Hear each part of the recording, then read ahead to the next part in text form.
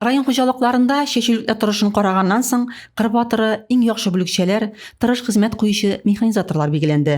Шулай итеп, агымдагы ел язгы кыр эшләре буенча Зей агрофирмасының Аксар җитештерү комплексы җиңүче дип табылды.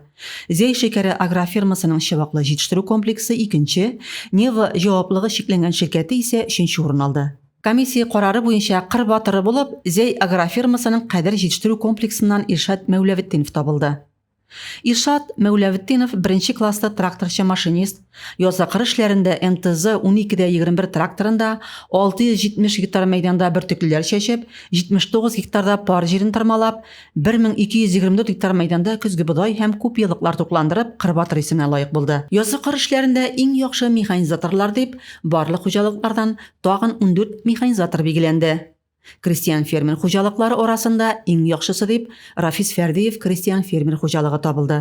Зәйлеләр әлеге фидакар кыр хезмәтчәннәре белән горурлана алалар. Рәзимә Кашапова, Юлия Казамарова, Татарстан хәбәрләре.